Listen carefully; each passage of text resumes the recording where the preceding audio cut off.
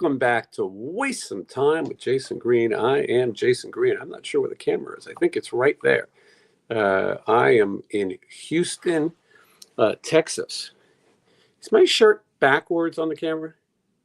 Okay, good. It is in my view. But anyway, so on the road with Stephen Piercy. And yesterday we were in Fort Worth, Texas. I wanted to go to Dallas and see all these famous JFK locations. And it was freezing. It was like 20 degrees and snowing. I didn't even know it snowed in Texas. And so I stayed in. And we had a nice show last night at a place called Tannehill's nightclub. I don't know if Wednesdays play there, but we'll find out. And it was cool. And then, well, we traveled to Houston today by plane. And we're in this hotel, motel, Holiday Inn. And it's a day off, very rare. Blas Elias, when he's in this town, he enjoys a place called Papacitos. And we all took a trip to Papacitos to eat. And now I'm in the hotel with nothing to do other than waste some time with you. And there's a lot going on in the world of Wednesday 13. He is going to join me in just a second. And we'll talk about all the things that are going on in the world right after this. Just wanna waste some time with you. Sometimes it seems too good to be true. Nobody out there to waste time with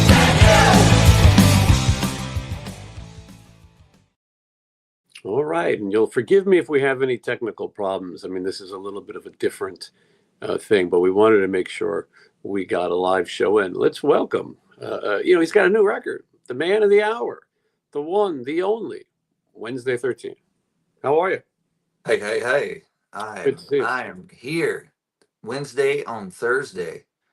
Now, Wednesday, it is Thursday. I just couldn't do it yesterday, and then we're on a time difference. But I wanted, before we get into all the comments and random chat and other assorted things, I wanted to make sure that I catch up on where we officially are in the world of Wednesday 13. Wait, hold on a second. We have a special guest joining us live from Houston, Texas. I didn't think he would show up, but I figured you needed another friend from Burbank. And there he is. I was watching murder shows, and it was kind of disrupting to do this. Were you watching Forensic Files? I thought about that one, but I just put it on first 48. That's such a great show. I like that guy's voice. It's soothing to me. It puts me to sleep. Yeah. They have a new Peter Thomas. They have a new. Only you guys. Yeah. I don't like the new guy. I don't like his. I don't like it. It doesn't feel right. Do you feel like you've seen the same episode 15 times and you will still watch it? I keep watching it. I feel like I feel like I'm still going to learn something from it. I do. You missed the details the first time around. Yeah. Because we're not policemen and good at investigating, we don't know those tricks of the trade to pay attention. We're learning. We're learning how to commit the perfect murder. Yep. Now, before we get into Wednesday, your stuff, I want to talk, because Matt and I are in the same hotel. What floor are you on? 5. I'm on 9. And Johnny was concerned with his room, the view, the noise. He's on 4. He was, but I heard he went down to change his room. Okay. So is it improved? I haven't heard from him yet. I asked him if he would come on and do an impersonation of a famous musician who has tattoos on his face. But I'm not sure he's going to take us up on it. But didn't he have a very large watermelon margarita? That's what I thought. Well, so we went to this place called Papacitos. And I'll point out that I was here with the Sin City Sinners in 2015, 16 maybe. And we played a cool show at a place called the Pub Fountains, which is like an outdoor place. And then the next day, you might have played there Wednesday. And then the next day. I haven't heard of it. No, next day we did. It probably had a few names, but the next day we played the House of Blues, a private party. Johnny Solinger was our guest, a former Skid Row singer who's passed away since. But anyway, Blas told us about Papacitos, and he was I've never seen a man more passionate about something in his life. Maybe since becoming married, he's got to find other ways. He talks about it the way I talk about Bojangles. Oh, yes. Yeah. and he says, after he went to Papacitos, we were in town for 3 days. He went every day. And then he told me, listen, if you guys want to stop by, I got some extra food. I got a little bit of chicken and I got a little beef. If you want to have a little chicken, I'll have a beef. Or if you want to have a little beef, a little chicken, or you could have a little chicken and I could have a little beef. So he's so passionate about it, and passionate about the sauces, and passionate about what we should. So I trusted him to order. So we went to this Papacitos. We all walked there. We're not in the best neighborhood, I learned, because Papacitos has an armed guard outside. But so we all pretty much ordered what? I'm trying to get situated here. Are you having an earthquake? No, I'm using Matt, what are you using to hold your phone up? This is not my phone, it's my iPad. What is it? My iPad. Oh, I'm using my iPad stacked on the tissue box. Yeah, I got the ice thing, the ice bucket. That didn't work for me. I'm leaning on the Keurig, as the kids call it. So we went to so Blas said the key is to get the chili con carne sauce, but you need to substitute it on something else. I did it. And at that point, Johnny had a watermelon margarita, the biggest watermelon margarita you've ever seen. And Michelle had a strawberry margarita. I sampled. I used to love margaritas when I was margaritan. Mm-hmm. Yeah. I sampled both with a soup spoon, and they were good. But Matt decided to order the strangest thing you could order on a Mexican menu. What did you have? I had the red snapper, but it was the best red snapper I've ever had. Mm-hmm. Now Blas really looked down at me for ordering that. He said, "You're at a Texas Mexican food place. This is Tex-Mex food, and you order red snapper." So I asked the waitress, "Is this going to be Tex-Mex?" She said, it's one of our best dishes. It's very Tex-Mex." And so I got it, and I don't know if Blas was convinced that I did the right move, but I think I did. I'm very happy with what I chose. Well, you liked it, but it didn't seem like it wasn't the popular Mexican item. I wouldn't think of red snapper as a Mexican dish. No, that's what they're saying. That I ordered a dish at the best Mexican. This is supposedly the best. Yeah, Mexican that's all right. you'd ever have had. And I ordered red snapper, which was looked down on, but I thought it was the best red snapper I ever had. That's pretty good, though. Yeah, and now you guys didn't order the most famous things on that menu either. This was Blas's choice. The most famous things on the menu were the fajitas and the margaritas. So Johnny fell in suit to that. But. Well, it's not a secret. Blas Elias's last name is Gomez, and so I did not know this. Oh, well, it's on Wikipedia, and he's from Texas, and so I figured I'm going to go with what he has. Now he gets even crazier. When you go on these cruises Wednesday, people are concerned about their health. I get it; it's scary, and so Matt decided he better be prepared. We could talk about this, right, Matt? Yeah. Matt decided he better be prepared in case he got sick on the cruise. Maybe he would get some medicine. So he set up a conference call with a doctor. What do you call those? Telehealth. Teledoc. Yeah. Well, you can do that? Yeah. Really? You just do it on video. The doctor's requirements. The doctor's requirements were that he go to a quiet area, well lit, and so it's safe. Safe. It was not safe, but there was a hotel next to the Papacitos, and that's where he went. I followed him along, so for my tour diary, people could watch his medical appointment. The appointment lasted 3 minutes. He asked for his medicine, and the guy went, "Yeah, fine." I've never seen anything like this in my life. They just gave him prescriptions. And now I'm going to do the same. I'll be honest with you. All right. Well, I would like to follow in that line as well. So, because I need to go to the doctor before I go on tour again. I always do, and get my medicines and stuff. So I didn't know you could do that over the. Yeah. That means I don't have to leave my house. I can look like this. That's right. Watch He-Man. And the thing was, so my doctor moved to Santa Clarita, and I didn't want to drive out to see him. So that's how this whole thing happened. I said, I'm not going. Okay. So I said, I'll just take somebody else, like whoever you got. You know, would a teledoc be okay? I said, sure. But unfortunately, I set it up when we were here. I was flying all the day. I was having a hard time Put a YouTube studio. making sure I was available for this $5. This cost me $5. I didn't want to blow it. So, but fortunately, we just finished eating, and he said, we're ready for you. So Jason suggested that I take it, and I went into this other part of the restaurant because the Hispanic music was really loud. Yeah. And unfortunately, I said that on the phone too, and his last name was Mendoza, so I didn't. He was like, you're talking about my music. Yeah, my music. I said, and so I said, sorry, Dr. Mrs. Mendoza, I'll go into this other room, and I went in there, and it was very fast, quick. That's cool. They just filled it, and I got to go pick it up at CVS. And now suddenly we all want to get, well, not all. That's pretty cool. I mean, why not? It's the same thing as you go into the doctor. It's like I could do this over the.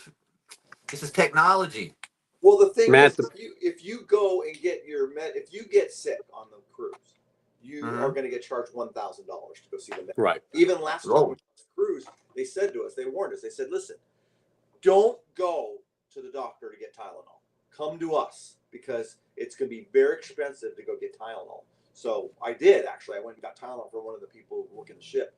But don't go to the medic, because the medic's going to charge you. And Jason tells me somebody spent $18,000 at there. What was wrong with this person? I don't think that's my story. Oh, what? I think they spent $18,000 on rough cut merchandise. That's possible too. That's impossible. We don't have any merchandise. Mm-hmm. So, we have NFCs. Oh, that's right. No, they could have bought a couple of NFCs. Sorry, I'm trying to get used to doing this. Story? I don't remember now. Everyone wants Matt to talk up a little bit. Matt's very soft spoken. Really? Okay.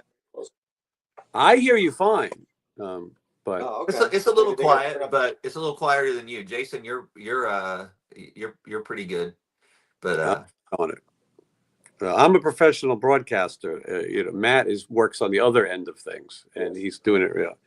So, okay, other people say they hear you just fine. I'm first of all, thanks to everyone who joined us, and Matt, thanks I went down to the lobby because I needed to shave. I haven't shaved in 2 days. I go, you guys sell razors and shaving cream. The guy goes, I'll just give you some. So I take the razors. I forgot the shaving cream. I come upstairs and I start wrecking my room like I was in Guns N' Roses in 1988. Where's that shaving cream?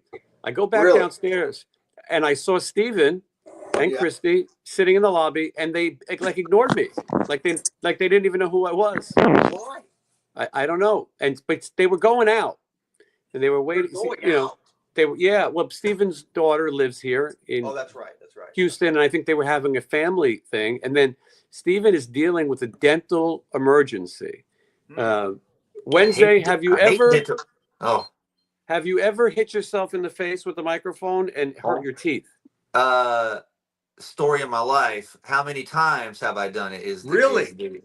Guess how many times? 4. All right, Matt. What's your guess? I'm going to say 2. All right, Jason wins, but it's not right. You were closest. I've knocked it out 5, 6 times. Oh, have you ever knocked out teeth? Yeah, this is not a real tooth. That's why I got a crazy front tooth. Yeah, well, the first time I was wrestling my best friend in gym class in 7th grade, and I went face first on the concrete bench and shattered my front tooth. And then I had like a temporary cap on my tooth for years because my parents couldn't afford to get like a real tooth because it was like a grand. So these little temporary caps for like $50, and they would last for however long they lasted. So I was playing guitar one day, took my guitar off, knocked my tooth out. I was eating a Rice Krispie treat one day, tooth came out. microphone. My first show at the Whiskey, I knocked my tooth out. Went to Gene Simmons' dentist the following day. That was the only cool thing about it. Knocked my tooth out in Cleveland, Ohio at Peabody's. Wow, got all this documented. I broke my tooth last Halloween. Whatever tour that was on Halloween when I was doing the Murder Dolls thing, I cracked my tooth on the microphone again, and now I'm using a windscreen on my microphone stand. Well, finally, this is what I suggested to Steven. I said, why don't you? He's got all these great ideas. I thought, well, if this is happening all the time, I'm sure this happens to other people. Now we have confirmed that happens. I said, why don't you make a little rubber cap, the same way the Shure one is? You can make the colored ones, but make it out of rubber with the little holes in it, and then that'll give you a little bit of buffer. What I do, it's the trick if people don't know about the windscreens, when you put them on, of course, they look like an afro, right? Yeah. If you turn them inside out, they're tighter and they don't look as stupid. But doesn't it muffle your voice? No. I did it my whole last tour and it's awesome. And I don't, now that I wear in-ears, I don't even push the mic near my face anymore. I'm not trying to do this like I used to. So, so in-ears and the little, just turn the inside of the windscreen out. Is a blessing. I'm addicted to it now. I don't think I can. Oh, that's the coolest thing. I can't wait to rehearse in a couple of weeks just to play with them. They're awesome. They're awesome. They're right here. I love my in-ears. Yeah, where are mine? Mine are right here. They're so cool. For people that don't know what in-ears are, these are custom ear molds. Custom joints. Custom made. And now I got mine from that guy from Steel Panther. Okay. Ears. You know him? Mine look like this.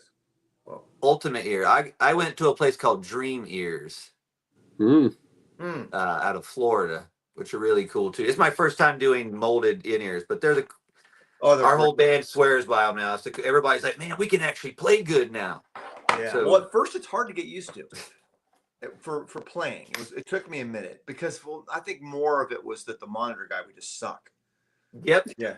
Mine were these. Fuck the monitor guy. We're the monitor guy now. True. What I say. Uh-oh, Jason disappeared. No, I'll be back. I'll be back. All right. Thanks. It's interesting though, you guys. I'm back. It's interesting that you guys talk about the monitors in our band, their band. Matt runs the monitors for the most part and carries this Behringer unit that takes up a lot of space in his luggage, and almost everyone is in the band is on in-ears now. Steven's the only one who doesn't use it yet. Yeah, but I might have to take it on this other little tour we're doing too. Well, it's Hoffman. Hoffman is saying you might want to bring it because he doesn't think there's going to be people. Well, Wednesday, you know that Stephen Piercy is doing another project called Piercy DeMartini. And in that band, though, is two of the guys who are in this band, which is Matt Thorne and Blas Elias, and then Carlos Cavazzo of Quiet Riot. But it's strange, we're still doing shows with Johnny and Eric as well, and they're here with us now. But when we went to dinner, sometimes you start to talk about business with the other bands. Thankfully, Johnny had a margarita and was in a good mood. But at one point, Blas asked me about a RATT song. I don't think we should say what it is. It's probably secret for now. But he didn't know it. I knew the song. It's a good one, but it's a deep cut that they want to add. And we started going into a conversation about it, and then whether or not Warren or Carlos would like to use in-ears. Carlos told me no chance in hell. But you never know. You never know. But anyway, it was an interesting. So there's an interesting dynamic while we're out here. I would say Johnny's most mad at Matt and Blas, but he hates me too. So, but he's been okay with it. I mean, it seems like he's taken it pretty well. Both of them have actually. I mean, isn't he in the hotel with you guys right now? Yeah, I sent him the link. I invited him. Oh. I mean, he's welcome to come here and chat. Well, he's probably sleeping off his margarita. He might be. Listen. Everybody loves Johnny, and he's a funny guy. I think he was such a solid part of the show. You guys were killer. That was my first time seeing it, and I mean, watched the videos on your show a million times, but I saw it finally with my with my VIP tickets and seating at the whiskey. Look at that. Confetti show. But no, I mean, look, I think it's Warren DeMartini coming back it's a big deal, you know, and Johnny can play those parts as good as him. That's a hard thing to do, and he's killer at it. And if he's got to get another gig in the meantime, I don't see that dude having a hard time getting a gig. He's a killer player. So and you know, yeah, I don't want to speak for Johnny, but I can tell you that he also, as a fan of Warren DeMartini, was excited to see that Warren is going to be doing this for a while. You know, Johnny will be back. Who knows? And again, there's a lot that Johnny can do, include when I saw Enough's Enough, Johnny was the singer, and I went in literally thinking, man, this is gonna suck. Yeah, I wasn't, and I was like, what? This guy is that guy's this looking around? Is this on tape?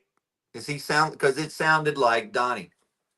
Yeah, he's great. He was playing, and then not only did he sound like Donnie, he played all the guitar parts like Derek. I'm like, what is happening? Well, that was the craziest thing. I think people don't realize how good a guitar player Derek Frigo was. You know, I didn't realize it either. I went back and watched videos, and he's insane. I will tell you that people were saying that they enjoyed Johnny in the last tour diary, and he was very funny. It was a really good episode. So on the way back from Papacitos, there's a swarm of birds everywhere. It looks like an Alfred Hitchcock movie. I've seen a swarm of birds in Europe. I kept taking videos of it. Well, Johnny said, what do you think would happen if I went and laid down in the middle of this empty parking lot and let the birds just take me over? You don't want to do that. Well, he did it. And I went and recorded it. And it's interesting. It's an interesting dynamic that'll be in one of the future tours. I hope Johnny will join us. He looked like a homeless person, though, in the middle of that in that parking lot. Well, he wears a Drake and then jacket. The thing was, he had that red jacket, which Drake. I think the birds were a little scared of. I don't think the birds were. They all left when they saw that red jacket. I asked Johnny if I could get a glue stick and put it on him and then cover him in birdseed. That's crazy. That's a tall order. I think one more margarita and he would do it. Someone is asking, Chris C is asking, will I be out with Warren and Steven? I will, with Warren, Steven, Matt Thorne, Blas Elias, and Carlos Cavazzo, to be exact. Rob is pointing out that they saw Johnny singing Dio. If you really want to see an interesting Johnny video, Google or YouTube Queen of the Reich and see Johnny sing Queen of the Reich. I mean, it's insane. It's funny. I think we played a show with Queensryche, and he was showing one of the original guitar player, Michael Wilton. That video of him. He liked it. Yeah. Now, John, excuse me, Matt. Richard Marks says it's been a while. How have you been? I don't know if you're close with Richard Marks or not, but Richard Marks. I think it might be a Richard Marks. It might be like a Dr. Paul Shortino kind of thing, right? Yeah, hopefully he'll join us. We're gonna get to some questions. We're gonna talk about that guy had some good songs. Richard Marks had that record that had that Should Have Known Better song. That was like a glam rock song. That was a good song. I think he wrote the Vixen, doesn't he? That's right. He wrote the Vixen songs. Mm-hmm. Living on the Edge of a Broken Heart, which is a great song, and I believe he also wrote Crying, which is another a good song. Someone made a good point. Johnny could have the bird flu now. Hold on, super bird flu. Cat. Matt, I'm going to have to take you out to eat later. Get a booster shot and get rid of the bird flu. Is my advice. This is from Sean Brown, who is a loyal viewer and a very cool guy. Hello, everyone. As a bass player, I love any time when musicians talk about gear. I have back problems and pain when I play from my heavy Fenders. You're asking the right person this question. Do any of you have any advice about how to solve this problem? Sitting doesn't feel natural to me. Matt, explain to them. You've had the similar situation. Yeah, I had back surgery, but I would say the best solution is do back stretches every day and neck stretches. Because if you don't, I haven't done them today and I'm in pain.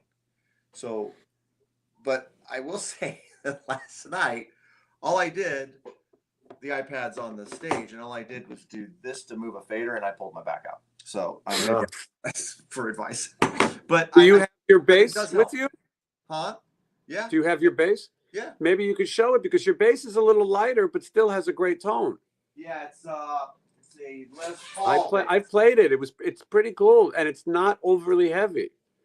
I play P bass. This bass I got behind me is awesome. My bass player just set it up for me for free. Nice, that's like the way. Les Paul bass. Oh, those are heavy as fuck. It's not That bad. one's not so bad. Really? I got red strings on it. You like that? That's cool. Yeah. Yeah, but believe What it or company not, makes the red? What company makes the red strings? DR. Okay. Look, this is solid black bass. I mean, even the fingerboard's black. It's ebony, so the whole thing's just Dude, that is black. That is black. but it's not. It looks like it would be really heavy, like That's most Gibson are, but it's not. No, it's not. Because I think it's almost a medium scale, but a little bit longer than a medium scale, like a medium long scale.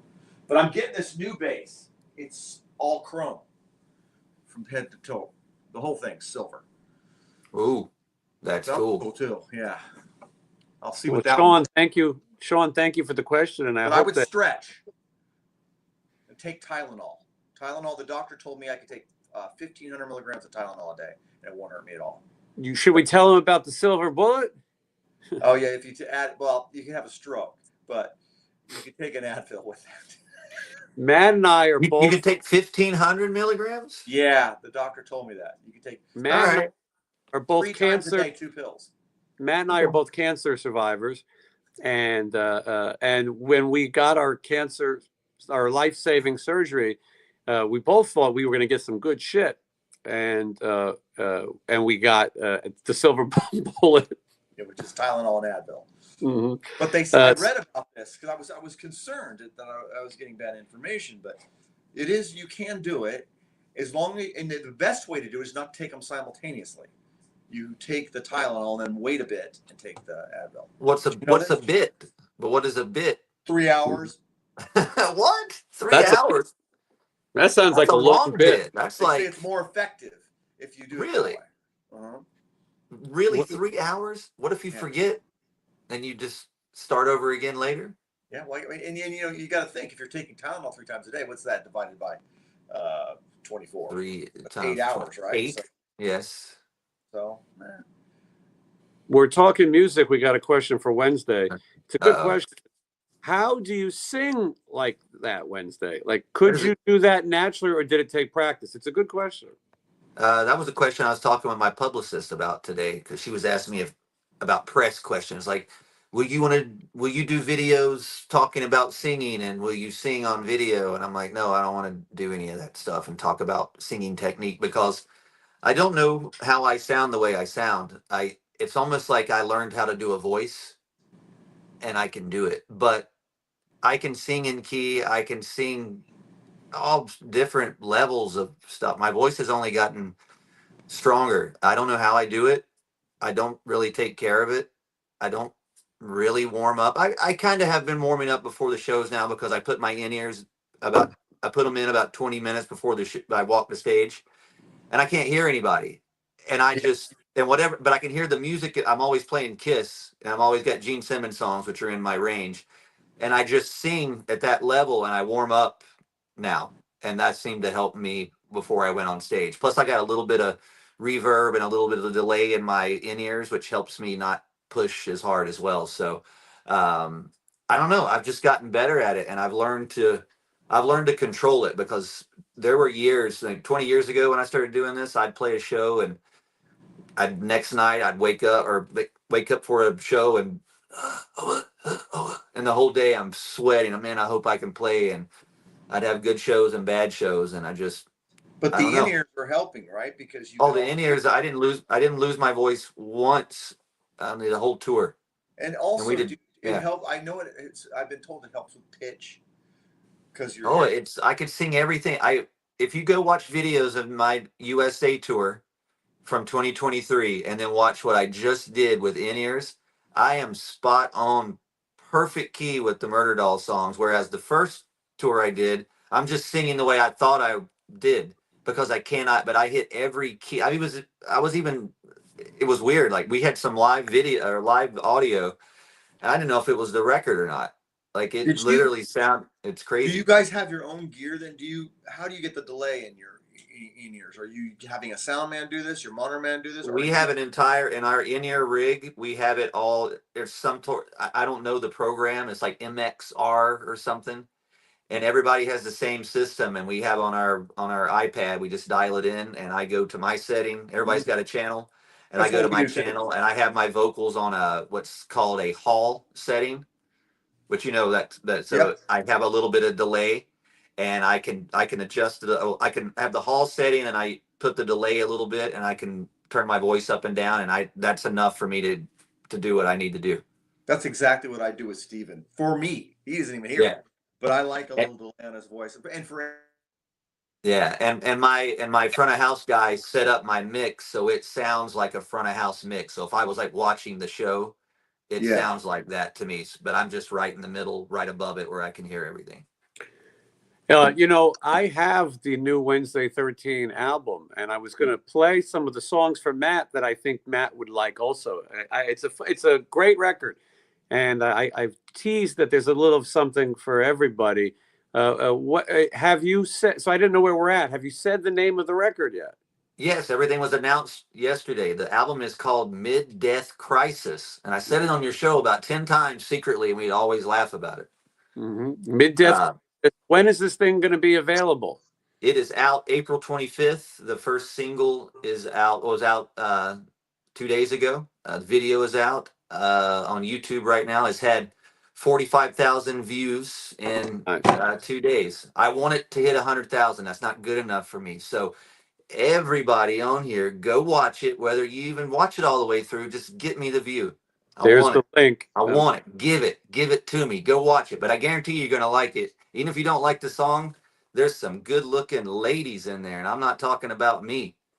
Now, if anyone, I'm not trying to say I'm undercutting, but if anyone would like to hear the record, you can come to the Holiday Inn in Houston, and I will play it for you. Kip Winger taught me that you just put your cell phone into a styrofoam cup. True. I do it all the time. When I do my makeup, I put my phone in the cup and I'm in the bathroom. And you get good acoustics. And so if anyone would like to stop by for the low price of $19.99, you swing by and we'll sit down, and I've got shitty coffee. Ace. No, that's not it. But breakfast if you blend. You got the breakfast blend over there? if you can have it, by the way, if you want it. You got that Murder Dolls coffee over there? I think it. But wait a second. How did they get the name Murder Dolls? Something's not right. Just go online and take it. Rainforest flavor if you want this. But anyway, no, the record. I got the breakfast too if you need that. Ooh. But the record's great, and Matt, I think you really will dig some of these tracks. It's funny is the songs I like aren't even. Well, I like them all, but aren't the ones that necessarily were the singles. There's some of the ones that you might consider a deep track that I just thought was really great. And most importantly, I'm in the mix somewhere. That's right. Really, you are. I'm actually. You do the na-na-nas. I do the na-na-nas, and I will do them live from my house if anyone wants to come by. Well, check this out. So the craziest thing. So the album was announced on Tuesday. So first single, that's all on streaming now. You can pre-order the album. Once that link is there, they posted. And so you got to wait, till April 25th to when the album's out, right? Mm-hmm. So it's getting close to tour. I'm ordering stuff showing up at my house. I ordered a brand new Wednesday 13 backdrop that was delivered yesterday. And I go to my front door because I'm waiting on it, right? I open, there's a big box there. I put it in there, and I'm doing what I'm doing. And later on, the doorbell rings and another box is there. And that's my backdrop. And I'm like, well, what the hell is this box? And I open it up, and my new album has already been delivered to me. Wow, look at that. You got to do some NFCs, man. Those things are ancient. Well, let me tell you, you want to talk about physical product? Let's get physical. This is the best packaging I've ever had on any record. Nice, though. But check this out. So they've already sent me the copies of it. I open it up so you guys are getting an exclusive. Wow. Look at this. So it's on this matte finish. There's the Hold on. album cover. Let me solo this for you. Hold on. Yeah, check this out. There you go. Let's see it. All right, so there's the album cover. This is what I imagine Frankenstein going through a mid-death crisis. He's like, oh, I still gotta look good. So, but it's sort of me as Frankenstein. You can see my lip ring and stuff on there. Just the back and the songs. And it's on this really cool finish, but it was made in a digipack, so it opens up all this beautiful eye candy. But the best part is it's got a 24-page booklet, 24 pages. And it's on this card stock. It's the best. Like, I've never seen a CD thing like this. So and it's 24 pages. It's got so much eye candy. Look at this. Look at this cool picture. Nice. Wow. So it's got everything. And the cool thing is the pre-order, you can get this on the digipack, but the vinyl version comes with a full book version of this in the vinyl. So you get a 24-page All right, vinyl-sized booklet. I'm sold. Where can we get it? The link I sent to your lady. Share it again right now, and so that's the link to the pre-order in the USA. There's very little copies of the deluxe edition. The deluxe edition vinyl, 24-page booklet, comes with a record, the slip mat, which is the actual CD, which is, hold on, Andrea the says, CD. Andrea says, bro, you're good looking. I can't imagine she's talking to me or Matt, but No. Well, We thank you so sold. much.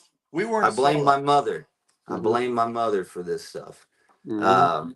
But yeah, so the deluxe edition comes with a slip mat. It comes with these coasters, which have the album cover. It comes with a postcard and something else too. I can't remember what it is, but there's very limited copies of that. So go order that, because if it sells out, I can maybe convince them to do another version in a different color. Here is the link.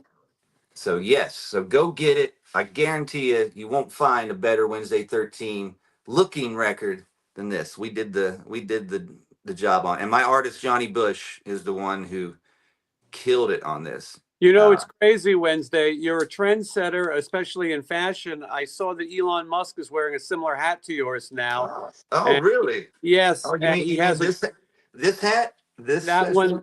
And he has, and I heard, I don't know for sure, that he's growing a Charlie Chaplin mustache. That's what I heard. Oh, well, that'll get him nowhere fast. But maybe, I don't know. He's got a rocket. He's bringing it back. Look at all the people. Look at all the people who've pre-ordered. Look at this glam rock band. We don't look like a black metal band anymore. Everyone's calling us Motley Manson now. That is cool. So a lot of people here. Yes, Wednesday is Crazy Eddie. Yeah, I am crazy. My best friend back home is named Crazy Eddie. But I'm so happy with this packaging. It's so cool. Nice. There's no mistakes on it.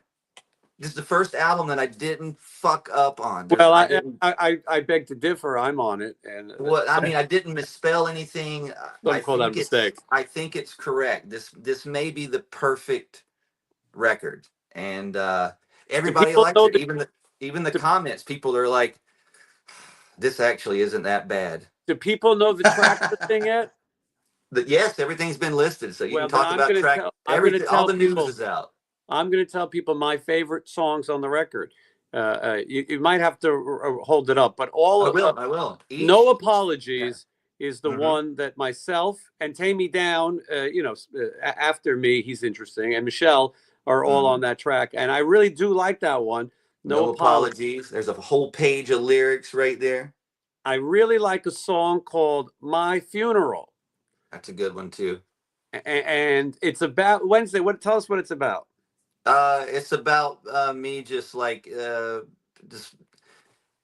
kind of a happy, I can't wait till my funeral. Like nothing's going right. I'm just counting the days, just waiting to die. But now you don't want to, because you just came out with this album. Yeah, I got to wait a little bit, but I write everything in sarcasm. All my stuff is never from like a point. I'm not really waiting from my funeral. Now I literally try to think of the exact opposite. Like my first single, When the Devil Commands, I wrote that song based off when I growing up in the 80s, all this satanic panic, my mom checking my cassettes looking, what is this? What are you listening to? Thinking I'm going to be possessed. And so she was always checking my stuff. And then I was writing the lyrics of this song. I went, what if, because back then all those bands were being accused of being devil worshippers, but they were like, no, we're shouting at the devil. We're not shouting with the devil. So Nikki Sixx was not really saying he was a devil worshiper. But I thought, well, what if you just flat out said, yes, I am. This is about the devil. There is backwards masking on this song. So I wrote the lyrics as if my mom found a CD or a cassette and read the lyrics and what would horrify her to her core. They're not the greatest lyrics. They're simple, they're dumb, they're fun. And the song so far is working with my Horror Chick 71. Thank you for the super chat. Life on the road is very difficult. Matt and I are going to go to the vending machine and split this. But anyway, she just ordered the CD and the deluxe vinyl. Congrats to Wednesday 13th. Andrea, who also said that we're all good looking, one of the tracks she picked, which is called Xan Ecstasy, is also one of my favorites. That's another one that I really like. Good one. That's another good one. That's actually a re-recording of a song. I did that song back in 2009. It was just kind of like a studio demo we did. And it was going to be from my side project called Gunfire 76. And that never happened again because Murder Dolls became active. So I just put that song out as like a B-side Wednesday 13 song. And it sort of became this deep cut underground Wednesday song. And recently one of my friends, before we recorded the record, a friend of mine posted the song online and went, man, I really like this song. And I forgot about it. And I listened to it and went, that song needs to be reworked because it's really good. And I don't think really anybody heard it. Like, it's super catchy. It's the one our mixer said, man, this is your Eddie Money song. This is catchy. TJY, I'll be down to play you his record in just a little bit. Don't worry. Have your cash ready. It goes for everyone in Houston who wants to hear it. Houston, we have a Wednesday 13 problem. Listening party at the bar in the morning. And I saw another comment that interested me. There's a lot of everyone's here and it's nice. There's 300 people watching right now. And we didn't really promote this. It was last second. No. What the hell was the question? I told my publicist today, I had an awesome talk with my publicist because I'm about to start a crazy press thing next week. I'm going to be doing interviews for hours and hours. And I told her what I wanted to do and what I didn't want to do. And I was like, look, I do a podcast every week with my friends and I see there's 300 people here and I see what podcasts do. And it's like, I want to do shows that are equivalent to this and stuff. And that there's a ton of shows that aren't the best kind of shows. You want me to tell you the ones not to do? I know. I know. Yes, but I think we probably know a lot of them. Me and Matt have a list for you. We know what it's called. Yeah, but I'm just trying to trim the fat on it because everybody does shows now, and I'm just trying to set my press up and promote this record. Less is more. Record companies don't always understand that. Sometimes a record comes out and they say you have to do every YouTube interview. Well, YouTube is a huge field, and so let's say there's 500 podcasts. Rather than have 500 that divide up your numbers, you really want to do ones that are going to matter, and because it's embarrassing, and it's one of the reasons I don't do other people's podcasts, because I would be embarrassed if I can do big numbers here and then I go on someone else's and it says 30 people. And it's nothing against the people. I did so many interviews that 30 people watched, and I liked the interviewer. I thought they were nice. They had cool questions, but unfortunately, no one knows their show, and I just kind of waste my time. It's just I'm being nice to do these interviews, but like the last record, they had me doing. I've never did that many interviews in my life, and I think 80% of them were worthless. That definitely happened. MP1 bumper. Are you going to be at the Hollywood show, Jason? Wanted to grab a pic of me and Steven. Well, yes. I booked this year's Hollywood show, June the 7th. It's a Saturday. And we're going to do what we call an invasion celebration. And maybe Matt will come by. It's in Burbank at the Burbank Marriott. He'll come by. I'll be home. I'm not booked on anything yet, so I'll be there. Wednesday will be there. And so Steven is going to appear with Whit Hertford, who is the kid in the Lay It Down video. It's going to be really fun, celebrating 40 years since that video was made. Whit Hertford was also in Jurassic Park, Poltergeist 2, Nightmare on Elm Street 5. It's amazing I remember this. And then I'm going to have Simon Wright from AC/DC and Dio. You know him, Matt. Yeah. And he's going to be there. And Mark Torgel, Wednesdays, and my buddy, he plays the Toxic Avenger. He's Melvin, who turns into the Toxic Avenger. So if you're going to be in Burbank, come hang out, and then a barbecue at Matt's house after. Or you know what? We'll all go for BJ's. Yes. You know what place that we got to go to next? BJ's is great, but my favorite place in Burbank, well, one of my favorite places is Wood Ranch. Do you go there? Yeah. I've been there. That's good. Oh, that is my Mrs. favorite. Thorne's here? Mrs. Thorne is here with Mrs. Kendall Thorne. and Laura. Oh, Hello, Miss Thorne. Now Kendall and Laura are her assistants. Oh, nice. So that's the whole crew. That's the whole costumer designers crew right there. Woo. Yeah. They go out and make things happen. It's no secret Mrs. Thorne is works on the TV show Grey's Anatomy, and she has dressed McDreamy, and she's married to McDreamy as well, Matt Dreamy. It's a whole different thing. Don't go too far here. And and anyway, but and we were worried that she would not be able to go on the cruise because there's a lot of things happening. We can't reveal how the show ends. It's a top secret. I've never watched that show, but Miss 13 watches the show like a. There's a Miss 13. That's right. Mm-hmm. I didn't meet Miss 13. No, she was busy. I had her home washing the dishes. But doing warm. I'm kidding. Our table was too small at PJ's. Mrs. Thorne is on Grey's Anatomy as well. Ingrid. I'll tell you a funny story. Wednesday, you'll get a kick out of this. The TV show Fame was Matt was on it. I showed it to everybody at dinner. The waitress was fascinated. She had no idea, but people were wondering when Matt was young, if he could throw shapes, meaning could he do the kind of Spinal Tap moves, and he could. He had long hair, and he was. But due to the back problem, we're keeping it safe. Who is the woman that I can't think of her name? African American actress, and she's on. And your wife plays her assistant. Debbie Allen and Debbie Allen, yes, Debbie legendary. Allen, and Ingrid was her assistant, which is was Ingrid. Debbie Allen has the amazing line in the credits of the TV show Fame. Leroy, you want fame? You're going to have to work for it. You're going to have to sweat. Anyway, Matt starred with Debbie Allen, 700 years ago.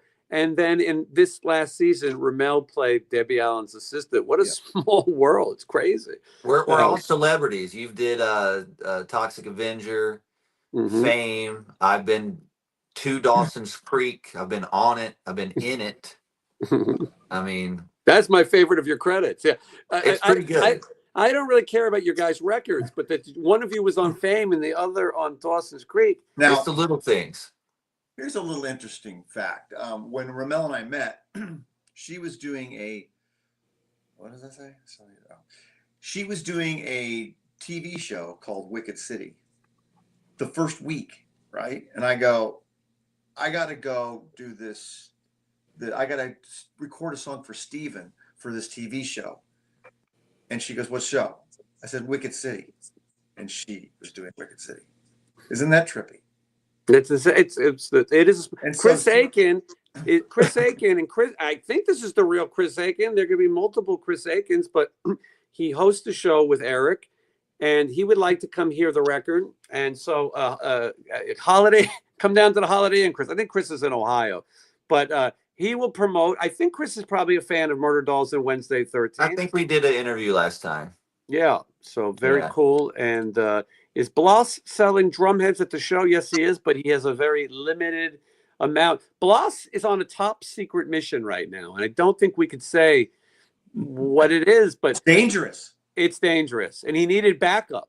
And Johnny was going to go with him and be the backup, but then he had a frozen watermelon margarita. Yeah, that's what I was going to say. That I bet they're going to the basement of the Alamo.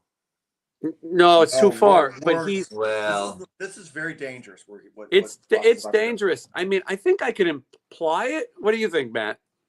Well, here's the thing: the guy going with Bill him says no. drank 2 Coronas. No, he did bring backup though. Alcohol will make you do some crazy stuff. The backup, it drank 2 Coronas. And the guy who drank the Coronas also works for the Houston Astros, who are known for cheating. I used to practice spinning drumsticks like Bloss. Well, didn't we all? This is Brian Rex Drums, and he said, I found Wednesday through this show, and now a fan. Look at that, a new fan. I hear that quite a bit now. There's somebody did a reaction video of the new single, and it was done really well. Like the video's set up well, and he said that he referred to what he'd heard on the show. He mentioned your name, and he was from Norway. I'm huge in Norway. Yeah, you are. So a lot of people, and then it's just at the convention you saw. So it's just, that's what's cool about this show. I think it kind of gave people the I don't know. I guess when you see the image of what my band looks like, sometimes people expect me to be like now that. The first image I've seen of you was you putting out a fire.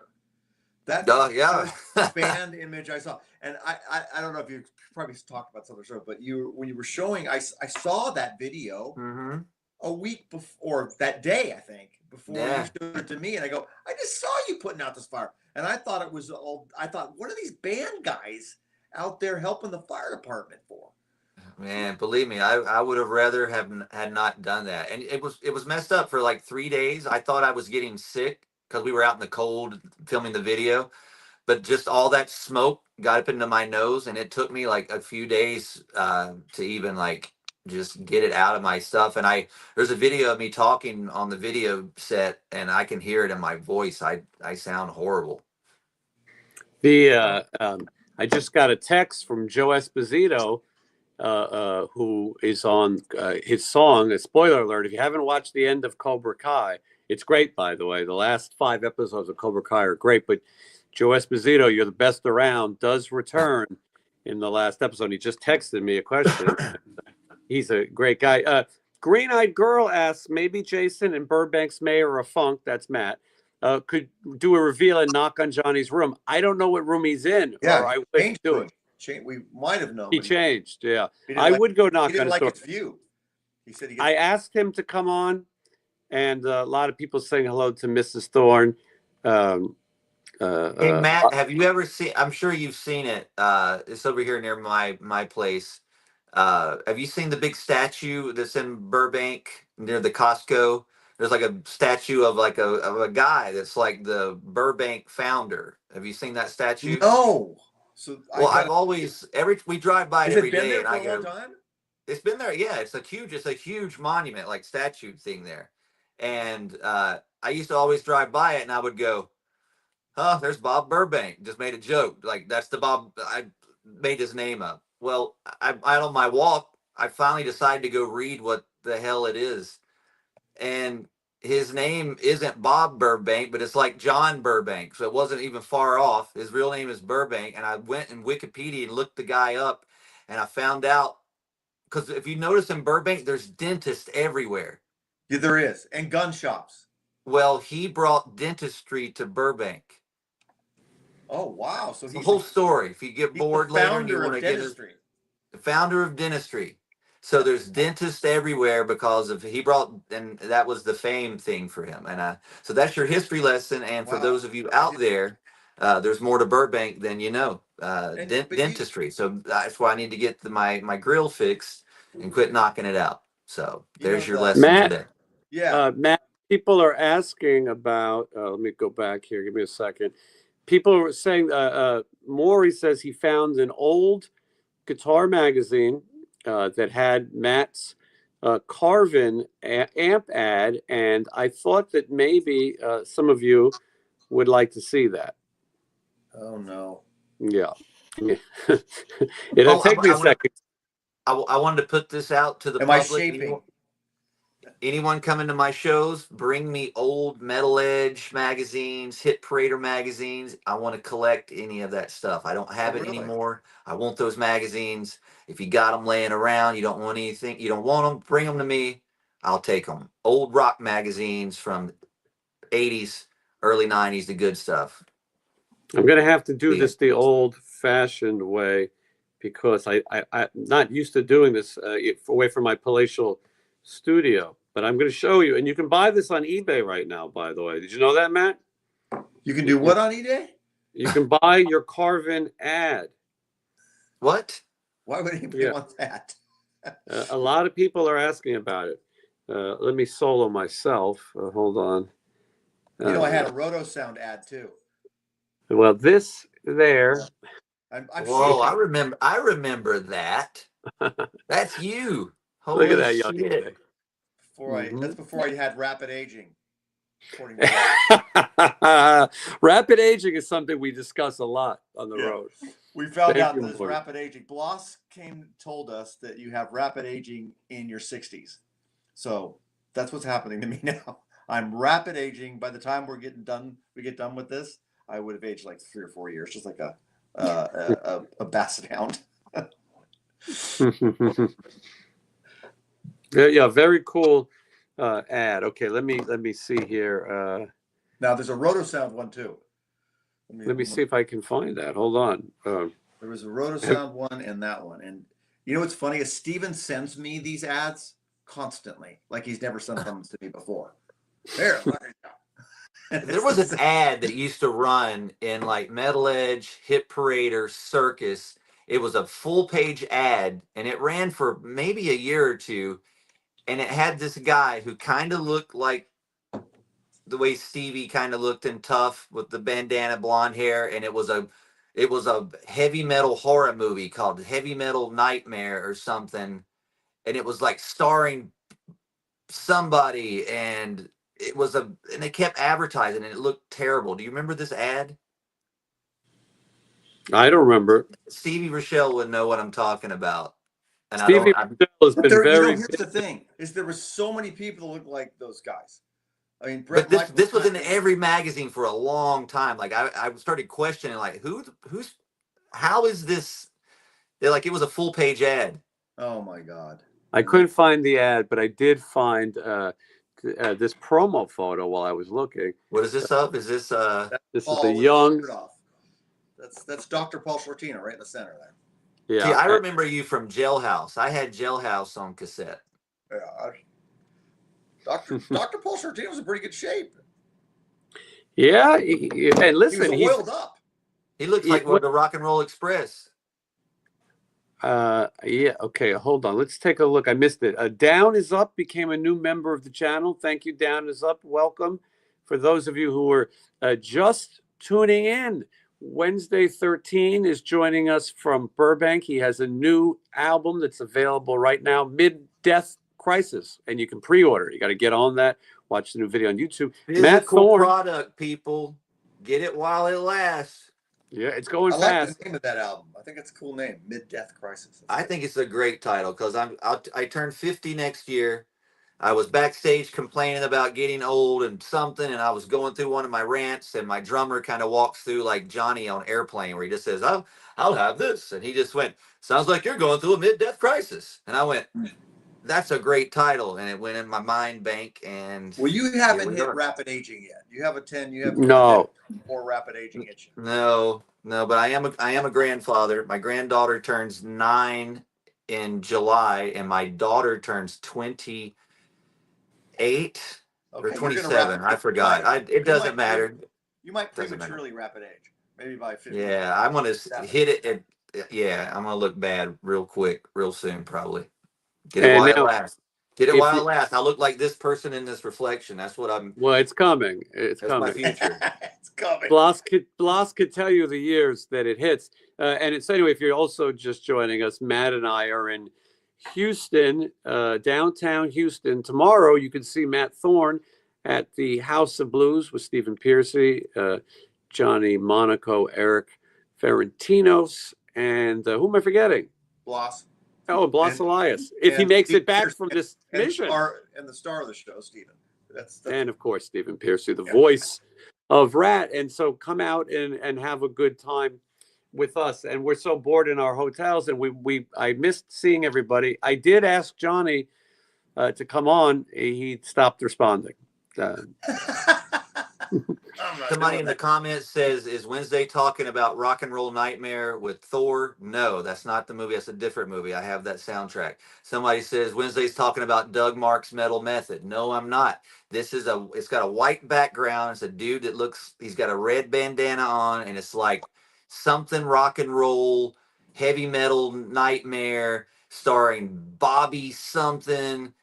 And it was a full page ad, and it was in every fucking hit parader for like 2 years.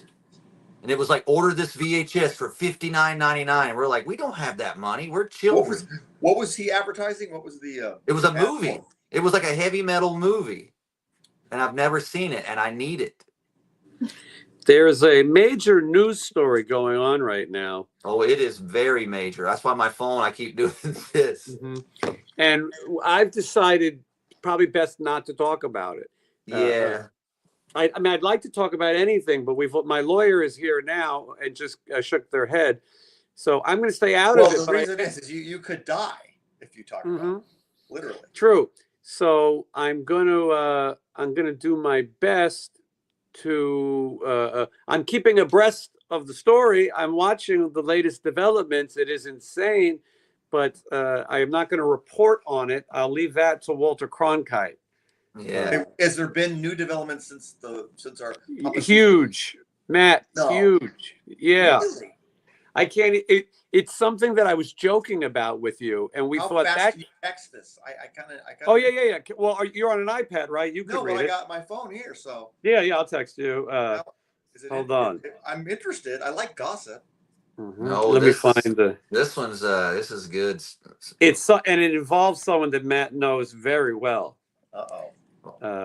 Why is this not working? Oh, there it is, Matt. Let's see here. I keep him in my phone as Matt Thor with 2 R's. Yeah. Thank you. Keep out. I prefer that. Mm-hmm. Mr. I don't know why Mrs. Thor isn't changing her name. Did you Wednesday? Do you know where he got the name Matt Thor? I think you talked about it on the show. I forgot, but no, I don't remember. Dio made me change my name to Matt. Oh, I was too young and easy pushover at the time to know that was not a good idea. Right. And I tried. I'm glad I took a stage name, but the fucked up thing is everyone that any type of interview or not interview, but like a article that comes out, it will say my real name and then say Wednesday 13. I'm like, that's why I made up the fucking stage name so you don't say that name in front of it. So Matt Thor versus Wednesday 13. I take Wednesday 13 over Matt Thor. Just they're both pretty cool. Like you're Thor. The way she explained it ruined it for me. She said, "You're well, Matt Thor, God of Thunder." And, I was doing a Sharon Osbourne impersonation, and maybe I can whip it back up. Oh, see. It's something. Oh boy, it's something like that. I can get it going later, but this could affect our career. He's the Prince of Darkness. Osi. Oh, it's Osi. I can get it better. This is the only show where you can get a Wendy Dio impression and a Sharon Osbourne. This is like Black Sabbath Wives. No, I can do it better. I got to work. That's not the good one. I can do a better Sharon. It's a voice like this. It's a little tiny voice. That's pretty good. It's kind of like that. I got to get into it. Mm-hmm. A tiny voice like Osi. Don't do that, Osi. You're the Prince of Darkness, Osi. Like that. There it is. That's more like. Now you can do an Aussie too, right? He's got the kind of. Osi, don't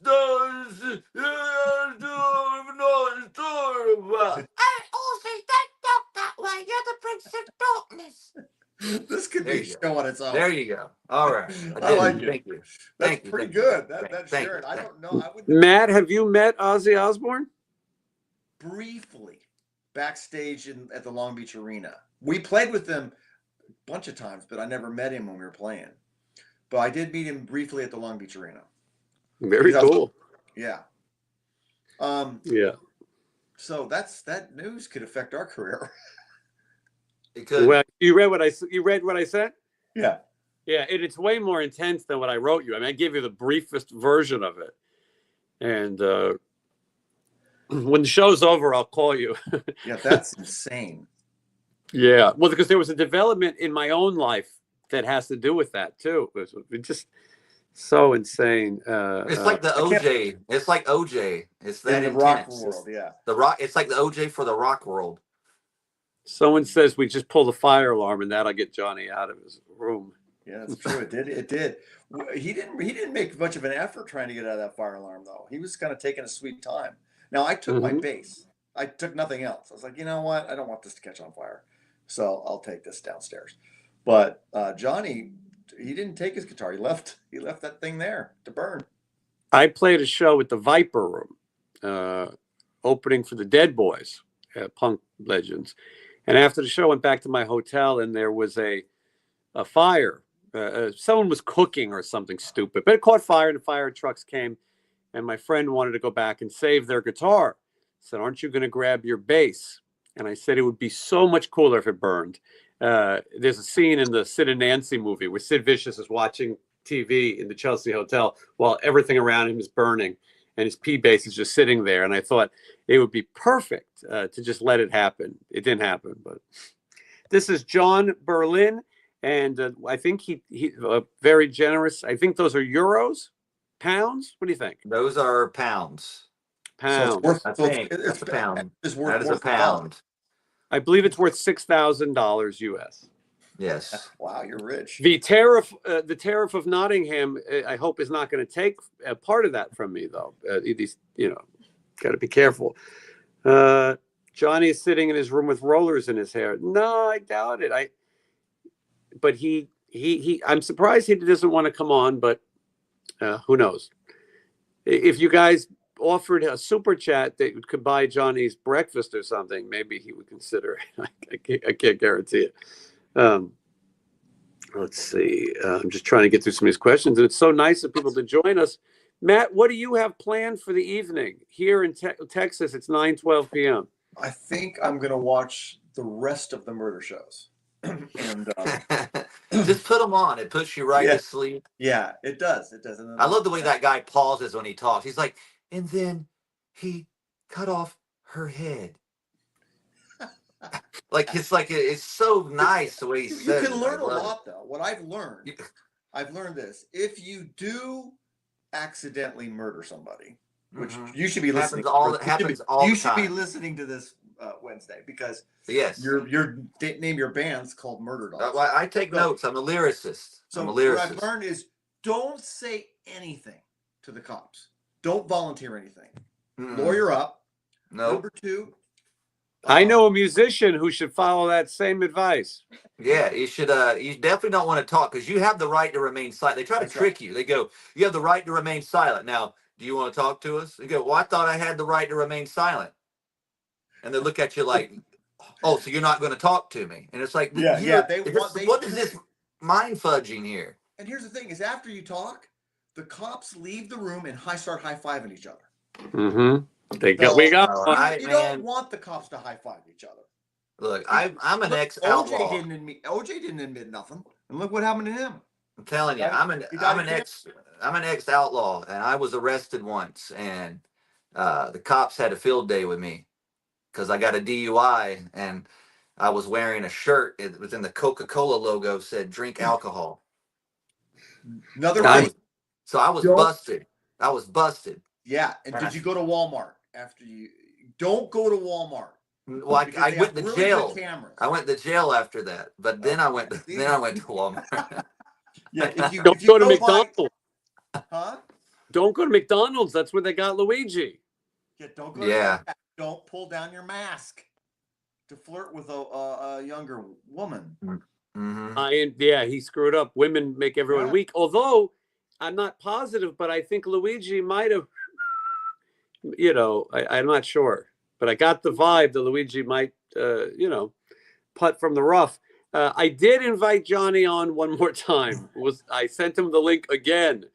So we'll see if he. Oh, here's a lawyer in the comments says never talk to the police. They're allowed to lie to you. That's true. They are allowed. What? Yeah. Yes. I've learned this on the murder shows too.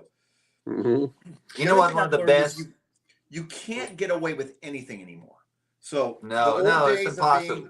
The old days of being these serial killers that were really popular. The good old days are gone. You're done with now. You're done with cameras, Walmart cameras, receipts. Well, not just by the way. What about what about like vigilante musicians with tattoos on their face who will call your ass out if you so much as do the wrong thing? You'll become an Instagram video. I don't want that. That's why you're pleading the fifth tonight.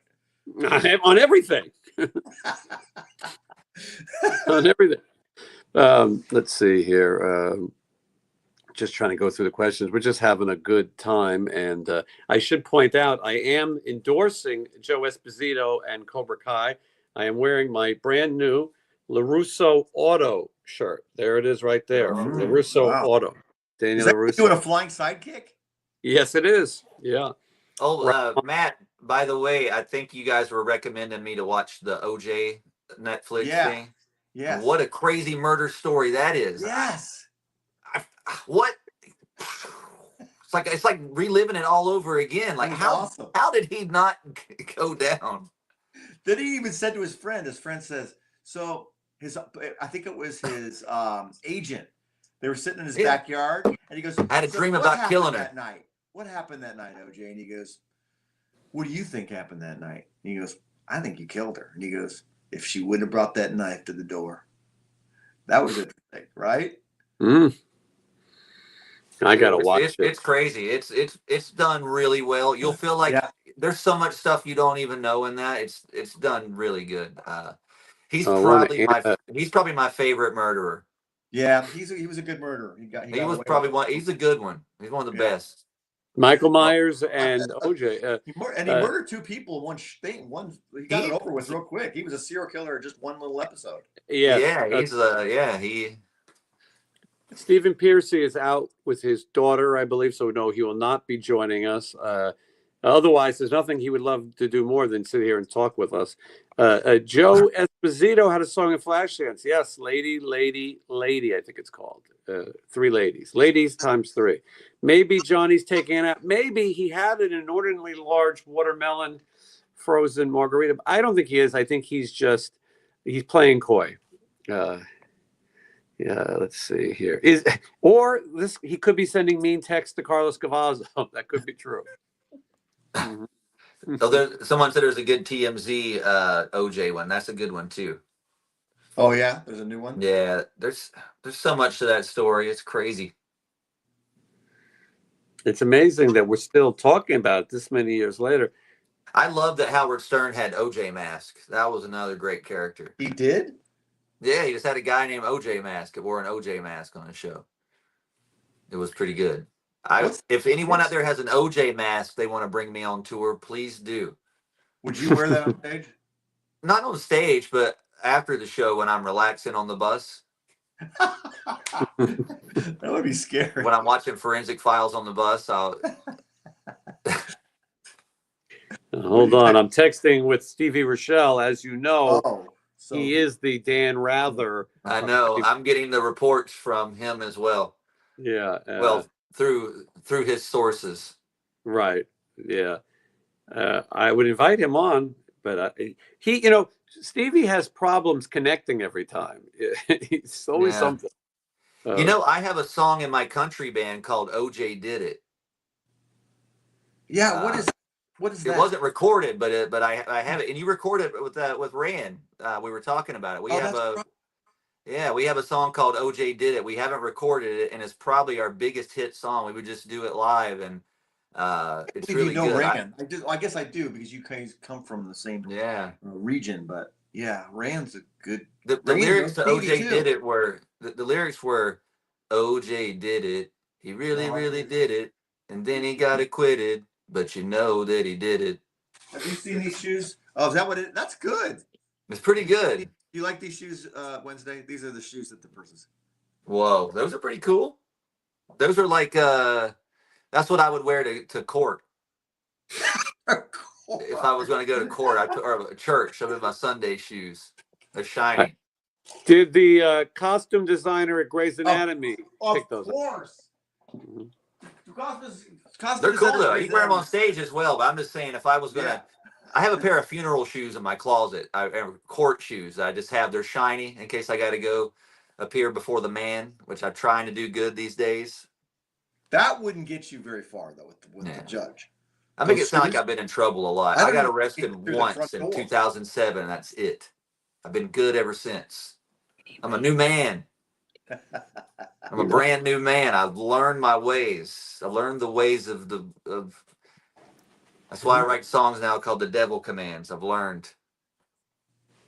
Yeah, well, those shoes, they got metal detectors now, so you can't get through.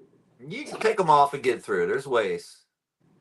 They'll let you in there. I guess if you got to be in court, you got to be in court. Yeah.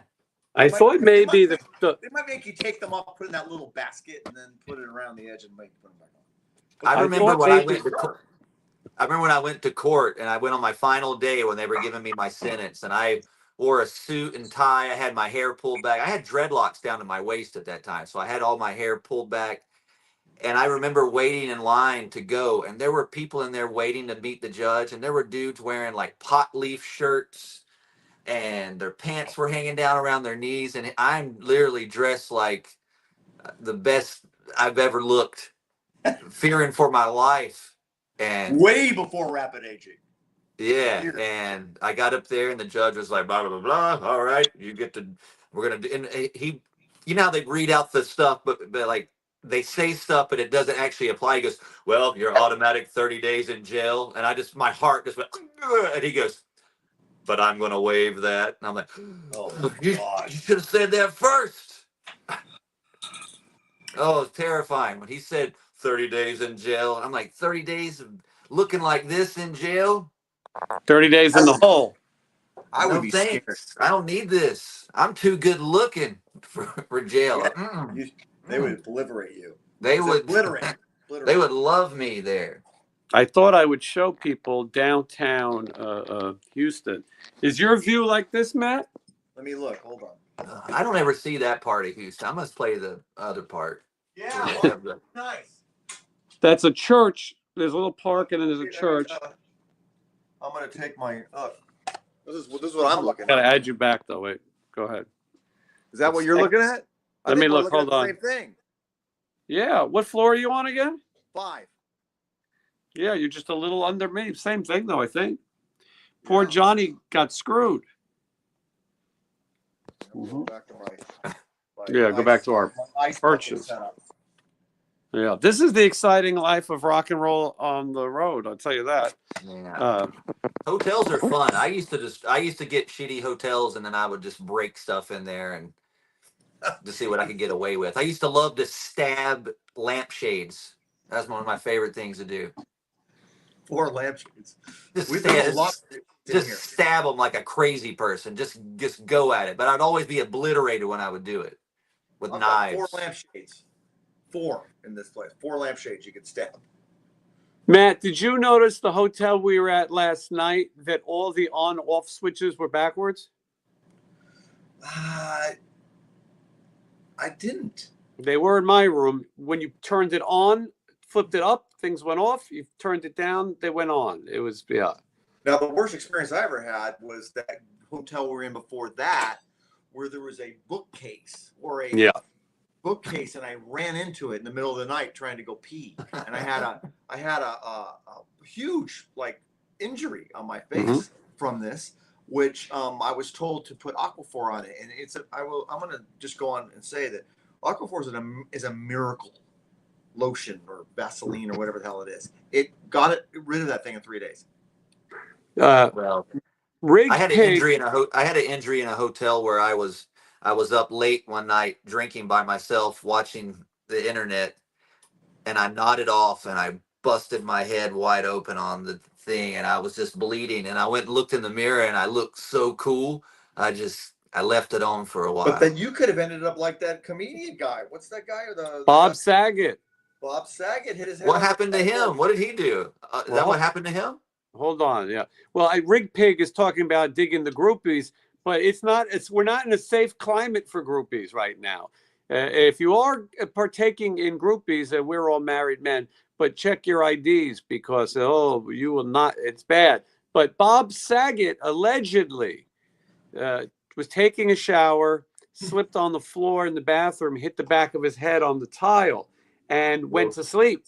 Got in his bed and went to sleep. He had a concussion and bleeding on the brain, and he passed. Now there are conspiracy people, who no, I'm not one of them, but who say that it's maybe something else happened. But they said it was in the Rippers, maybe. They might have been getting even, but they said it was like he'd been hit with a baseball bat. The damage was so bad. But yeah, you got to be careful in the hotel bathroom. You just got to not be and also if you don't be a drunk maniac in a hotel room. No, I wasn't drunk. I had to go pee. I was making my, but the problem was that the bookcase was dark and the rest of the wall was a light, so I thought that was the way there, and I just ran right into the corner of it. But yeah, it was dangerous. So I was supposed to buy. Mrs. Thorne told me I needed to buy a nightlight for this job I do out here. Smart. Yeah, but you should wear like a miner hat at all times. That'd be good. That's a good look. That would be good. That could be your stage look too. Like turn the lights out and you just got one long light that would look cool. Do you think Johnny's gonna say, "Oh, sorry, I fell asleep," or do you think he's gonna go, "I don't want to deal with you fucks"? Depends. If he has the truth serum, the watermelon truth serum, then you might get. It is truth serum.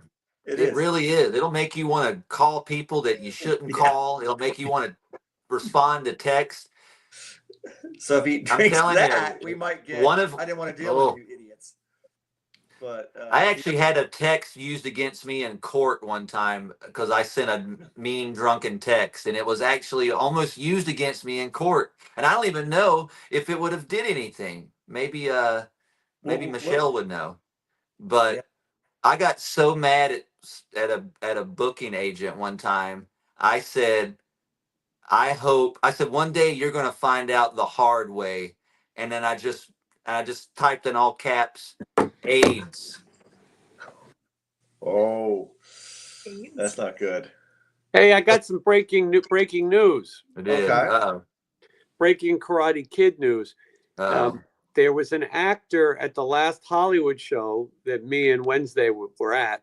Mm-hmm. And I was contemplating, do I get him to sign my Karate Kid posters? I have a few.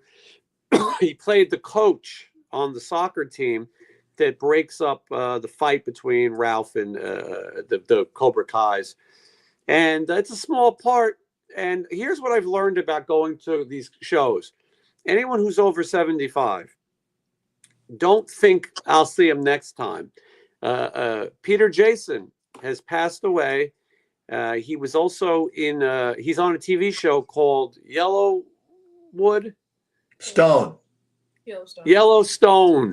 And anyway, he was there, and we just saw him like it was yesterday, and he has passed. He was also in a lot of John Carpenter movies. So, Yellowstone is with Kevin Costner, I think. Oh, yes. Waterworld. Yes. I think it's that. That's who it is. Waterworld. So I didn't mean to bring the show down, but no. Listen, he was old. You called me Debbie Downer for giving you the weather report at -10 degrees. We have a group You're chat. Death to the show. We have true. We have a group chat, and in the group chat, we'll all go, "Oh, can't wait to see that." And then Matt will text, "Yeah, it should be fun, except it's -10." And then we're like, "Well, I was just trying to help you guys out." Mm-hmm. Well, you did not help Stephen because he They had to order clothing, winter clothing. All right, let's see here. And it was cold yesterday. I mean, it was 13 degrees, so it wasn't -10. But it was so hot today here in Burbank. I went and put on shorts. I'm wearing shorts right now. Oh my God, that is. Yeah, we cleaned what's our the road temperature cases today, and the sun was out, and it was like, I'm like, what is happening here? What's causing all this? Mm-hmm. It's that. I tell you, I'm getting all these messages. I've got so many phone calls to make, so I'm going to get off here in a minute. A lot of business. But if people would like to send super chats, Matt and I can dine in the lobby on vending, because we're kind of locked in this hotel. It's sort of a fortress of solitude. They have to ring you in and out. I'm under the impression that this is not the best neighborhood. Yeah, it wasn't. There was a guy who followed us, actually. Yes. Who yelled talked at to us him? first? Was it you? He yelled at us. I don't think I talked to him. I didn't. Boss? No, but he yelled at us from across the street, and then he started following us. Yes. Luckily, we were in a group of like 8 people, so he was. Can you describe what he looked like? No, not without kidding. He didn't fall for that. He looked like. Anytime I go walking anywhere, I walk the way Pee Wee did in Pee Wee's Big Adventure when he's walking before he goes to the fortune teller, and they go, "We don't take kindly to strangers on our turf," and he's like. Yeah. Just the way he's walking. That's how I walk when I'm out by myself. I think I look tough. I think I look tough and people aren't going to mess with me, but that's the way I walk around. And usually nobody really messes with me because they probably think I'm a woman. I'll describe what he looked like. If anyone ever watched the show Sanford and Son, he looked like a Rollo. Yeah. The name of Rollo. A combination of Rollo, or if that's too obscure for fans of Fat Albert, he looked a little like Mushmouth. I love Mushmouth. Mushmouth is a great character. Scott Johnson, who was with us, he's I don't know, he works with Steven, I guess. Yes. Anyway, he said he had a pair of Kelvin gloves that he could, if the guy was brave enough to attack us with any kind of like. What kind of gloves? Kelvin was it? Well, I have some of those Kelvin gloves. He said he had Kelvin gloves in his pocket. That if Kevlar. Kevlar. Kelvin Klein. Kevlar Klein. That's my favorite knife. And he was going to beat the guy up with Kevlar gloves if he has to protect us, because you can't cut. It's for doing cooking, so you don't cut your hand with the knife or shark. He was gonna grab the knife from the guy if this. This never came to that. But if it had, he was prepared. That's a good song title. Grab the Knife. With Jay's excited to see Matt. Jason Holstein also excited to see Matt from Rough Cut, who also appeared on Fame. I think it's more like appear on Fame and then Rough Cut. Matt, you got one of those pick sets laying around your room you could show us? Let me see. Yeah, I do. I'd like to see this. Wednesday, you would like this. Oh Wednesday, man, I have a pick set coming up on my new tour. I'm so proud of. It's the coolest pick set ever. Do you have one laying around? I don't have them. They're still being manufactured, but they will be on our tour. Amir made some cool picks. They're awesome. Well, Wednesday, I'm going to buy you one of these pick sets. I'm going to buy you a Matt Thorne pick set. Okay, I need one. I need one for my bass. So I got to learn how to play bass from the best bassist in Burbank. So I got. Yeah. You're going to be a fan, though. You're going to like this. He made a. Oh, look! I learned how to play "Running with the Devil" today. This is Jason's idea here. Right, Jason? Yeah. No, I agree. I gave you a little advice. I was reluctant to do it. Hold on. Check this out. Oops. What did I hit? Hold on. I muted you. Don't talk just yet. Okay. Unmute, and then solo layout. Now, what we have here is we have a RATT pick from 1981. And maybe turn it at an angle, or you might be. Oh, there we go. And then the second one is Rough Cut from 1986 or 5. 85. Now I can't see the bottom. I got flipped. That's Jailhouse from 1988. That's Matt. That's Wednesday's favorite. Jailhouse 1988. Alive in a Mad World. And then it's my scribble signature on the back, but you can't really. And then on the back you get a signature. So you get 3 picks. Now, Matt, Would this be available at the House of Blues tomorrow? Yes, and you know what's funny is this little insignia, right? I don't probably most people know what that is, but I put that on there. My Mrs. Thorne said, "What the hell is that?" It's bass clef. That's all. You know what? You know what you could do? To hear me out. I'm a master of genius ideas. Hear me out. How about a jailhouse? Please come back to me, boomerang. I like it because boomerangs come back to you. but if You see what I'm saying? It would have the lyrics on it, and when you throw bought that, what if It's somebody so dumb. bought that and boomeranged somebody on stage? Yeah, Matt, I can don't people, know. I think it's irony at work. Matt, can people go buy that thing? Yes, they can at our shows or at mattthornshopify.com. Did you get those made from Pick Guy in Michigan? I did. Because he Did made I? my new ones. He's I getting think- mine. Yeah, because I could have got the 3-pack, but I got the Yeah, with the 6-pack. I got the 6-pack. was I didn't have enough bands I was in, but I would have got the 6-pack if Yeah, if I my didn't want picks that. have a picture of me through all the years from my early band, Murder Dolls, everything, and it's so cool. And the artwork, it's going to be a big seller. Since we're talking about picks, I would like to show you guys a pick that I am going to be giving away on the Monsters of Rock cruise only. And this is the logo right there. It is a Waste Some Time with Jason Green pick where I am Captain Stubing. That's great. Love boat. Yeah, that is good. Did you AI that, or did you actually have that? No, someone made it. This was supposed to be my pick for the 80s cruise, but they couldn't get it ready in time. Anyway, on the back of it, it says, I wasted time with Jason Green on the Monsters of Rock Cruise 25 or some shit like that. Anyway, I'll have those. So anyone who comes and says hello can Are you have gonna one. put those on Monsters of Rock? Yeah, I'll have it on Monster Rock. I'm just giving it to people. Are they gonna want the percentage for this thing? I'm not going to tell them. Oh, good. Yeah. Have you seen that? Have you seen that meme that goes around where people just put different people on the Love Boat image like you did right there? Have you seen that where they just put like random, like Anton LaVey? I love Love it. Boat. There's a John Holmes one. It's amazing. My favorite one, they're all great, but the best one I ever seen was Eraserhead Baby. They had to. Amazing. That was probably the greatest thing. So just wanted to throw that out there. I was not at this Kiss show in 1985. I was far too young at that point. But let's see. I'm just trying to wrap. Well, we're at 1 hour, 32 minutes. We're wrapping up a second. Still 300 people. Just 300 people go watch my video. I need the views so I can tell my record company tomorrow that I did good, and it'll just help me out. Help me out.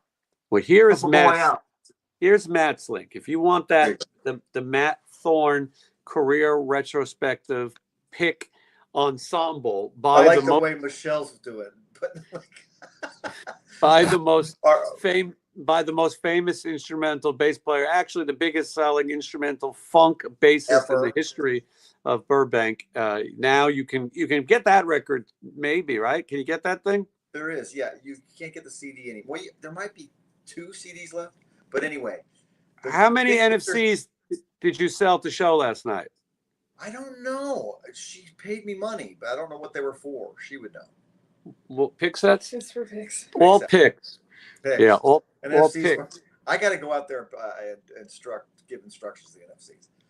And if you want to get the Wednesday 13, you get them both. Go to Matt's site and go to Wednesday's site and get. I have a brand new updated website, officialwednesday13.com. Go check it out. There's new images. It's got the new album images on it. It looks good. This is the YouTube link. This is easy. You can just open this in another window, take a look at the video, take a look at the chicks, and then we had some very nice looking ladies in this video. Mm-hmm.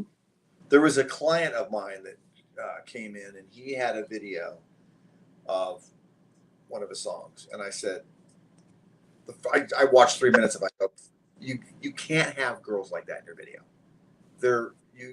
They can't be going through the rapid aging part of their life. That you have to get. Nobody's going to watch this video. Wednesday can pull it off. He's more. Wednesday I even doesn't put have a rapid aging girls in his video. Right. No, these girls are of age, and they look nice. And I put a snake on one of them too. Matt, you're gonna have to go home from the road because Hard Chicks everyone just ordered the pick set. And so you're gonna have to go back home, ship it, and then come back and meet us on the road. Saturday night we will be in Clear Lake, Iowa, which at the minus 10 degrees, but it is this is a venue I've wanted to go to honestly my whole life in the music business. It is the place where the music died. Sadly, it is a real thing.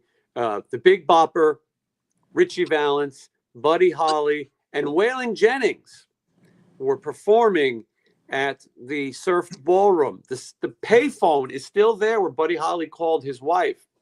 It is true that Richie Valens flipped a coin to see who would get on the plane.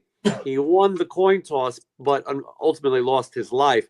Waylon Jennings was in the backup band and they didn't have room for him on the plane. And obviously he survived to perform the Dukes of Hazzard theme. And most importantly, almost on We Are the World. That's right. And he walked out, right? He walked out before they got into the chanting. Mm-hmm. Angie, thank you so much for the super chat. Matt, I'll meet you at the vending machine. Hello, Angie. Angie's on my subscription on my Instagram and my new Patreon. I've been busy. I got all kinds of stuff going on. I think Horse 71 bought something from you too. From you Wednesday. She was talking earlier. But I think Horse 71. Well, it's very nice of everyone, and she's buying. Thank you, everybody. Everyone says they're buying stuff, they're watching the videos. Thank you. Wednesday, Angie was nice enough to pay for the street drugs that Matt and I are going to buy outside the hotel later. We're looking for Paxlovid. Yeah. But anyway, her question is, what is your favorite song from the album? And for $9.99, you can tell her, should tell her. That's a good question. I don't know that I have a favorite on the record. The next single is called In Misery, and I like it a lot. I don't know. I like the Decapitation song just because it's so stupid. I mean, it almost didn't make the record, but then when I played it for everybody, they went, "This is the best song," and I went, "I don't know if it's the best song, but I think it's dumb enough that it worked." Like it's to me, that song, it's not my favorite, but I believe that it is the most Wednesday 13 Murder Doll. Right. It's yeah. If you're a fan, you will like it. On the way in, we passed Bojangles, and as you know, that's Wednesday's favorite. They're new to Texas. This is a big deal. So we passed Bojangles. Yeah, we were so crammed in that stupid car, I couldn't even get your attention. You know what Bojangles' slogan is? I don't know if they've changed it, but it used to be, "Bojangles just gotta have more." That's their slogan. Somebody had a question for Michelle, and I'm going to answer it for Michelle at the best I can. Where the hell is the question? They were asking, what are Michelle's favorite bands? I want to give. Here we go. I'm going to do my best to answer Michelle's favorite bands. Michelle likes. I should know this. You're gonna lose this round to the newlywed. No, I'll get it. She she just got you with that one. You know what? She likes. One of her favorites is Hanoi Rocks. She really loves Finnish bands and Swedish bands, but not Yngwie. But she likes the 69 Eyes, who tour with Wednesday often, and good friends of mine. Good friends, and they're a little like Typo Negative at times. That's not a bad thing. I think they're more Sisters of Mercy than Typo Negative any day. I think that they also have they have a little trouble with the English language. So some of their songs sound a little corny. They have a song called Outsiders about the Outsiders movie, and the lyrics are like, "We're going to a rumble," you know. Oh well, let me tell you a story and not make fun of them. But I'm not. But the barrier. They have a song called Frankenhooker, which we all know the movie Frankenhooker. Mm-hmm. and every night, and the chorus in their song is it goes, Franken Hooker, you suck, like you suck blood, which I don't think she did suck blood in that movie, but they say it. And every night on tour, they would go, please give it up for the king of punk, Mr. Wednesday 13, and we're going to dedicate this song to you now because Franken Hooker, you suck. And he would introduce me by holding out "you suck," and I'm like, that does not sound right. Just every night. So, but he tried. He wasn't trying, but this was also like in Germany, and no one knew what he was saying anyway. Anyway, yeah. Michelle, was there any? She likes Alice Cooper a lot. Big Alice Cooper fan. Am I missing anybody, Michelle? If you're watching, naming all my favorite bands, I wouldn't be who I am without all these bands. Cinderella. She's a big Cinderella fan. That is true. Yeah. I played sick from school to get Cinderella's cassette. She likes an array. Yeah, she likes an array of things. She is excited that I'm going to take her to the Sphere in Las Vegas.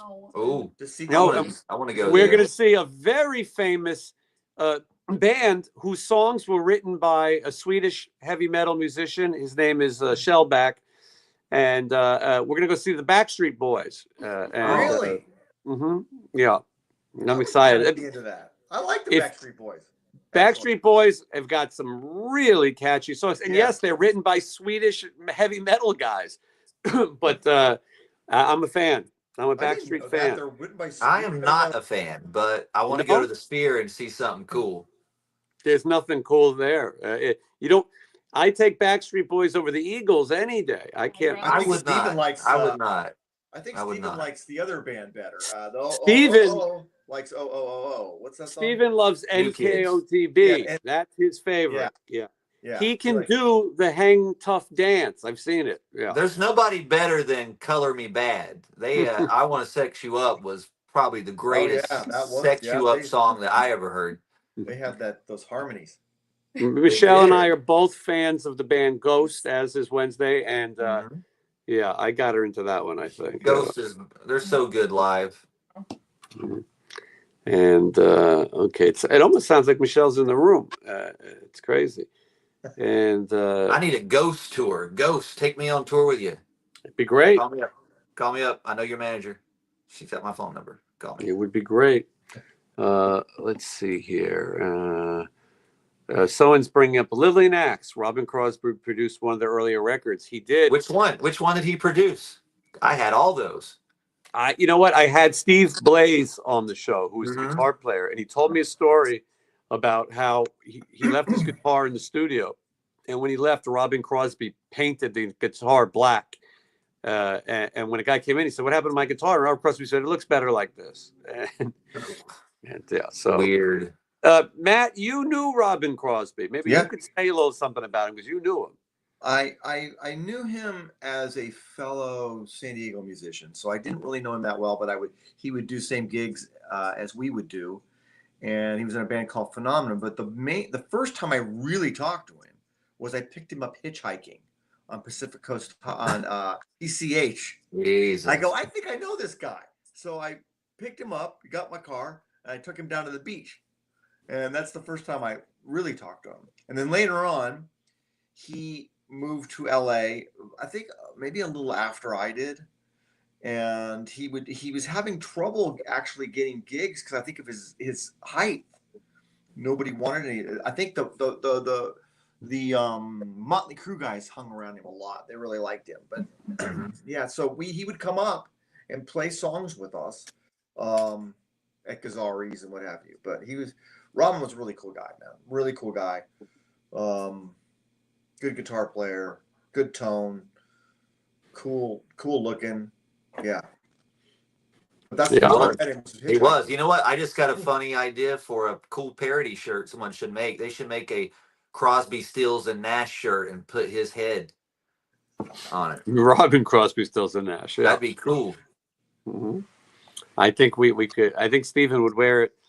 I think that would be a great shirt. Someone should make it. I bet someone will make it tonight, and it'll probably be in our Instagram feed by the morning.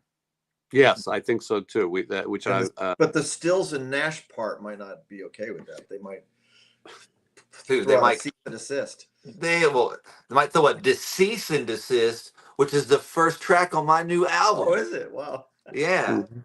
Someone said, "What is Decease and Desist about?" I'm like, "Well, a cease and desist is Michelle would correct me here, but I believe it's something you send to someone requesting that they stop doing a particular action." She And sends them often, and she's sending one yes, today. I can't say who's getting it, but it's somebody who's using a name they shouldn't be using, but I can't get involved, lawyer privilege or whatever. right. So a decease and desist would be asking someone to stop doing the action of living.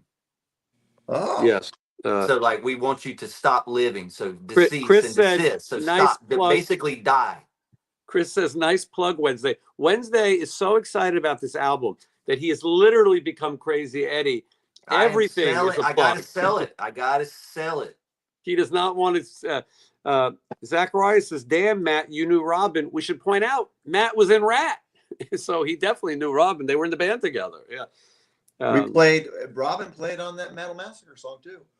On the very first RATT recording of Tell the World. Matt's the bass player. Wednesday, you know what's some of the crazy stories that Matt tells me? They would play like 2 shows a night with Motley Crue, right, Matt? Mhm. Yeah. I mean, RATT Motley Crue, 1981, 2 shows a night. It's nuts. Yeah. It was us, Motley. Yeah, it was interesting. You know what's funny is I saw somebody and they go, I think I was on the airplane. This person goes, I know who RATT is. You asked me what band I was in. Oh, we're in this band that does RATT songs and stuff. She goes, I know who RATT is. I went to a show once. And I go, where? She says, the Country Club. And that was the only time we played the Country Club. Yeah. It was with Jake and Motley Crue. Jake was the guitar player. Yeah, it's pretty wild. I mean, it's a lot of I've history. seen a bunch of shows at the Canyon Club. I saw Wast, Skid Row. Yeah. I don't know who else I saw there. I was always really That was a drunk cool venue. That was a cool venue. Matt, are you looking forward to playing with Warren again? And how many years has it been? Long. I mean, 20, 30, wait. I think 40, it's more than that. 40 or something. A lot. Yeah, I mean, it's going to be fun. I mean, I talked to him for about an hour. He was really cool, really nice. And yeah, I'm looking forward to it. It's going to be fun. Yeah. And I mean, Warren really wanted you involved. I don't think that's a secret. You know, it's what he wanted. And so I'm happy he wanted me. That's awesome.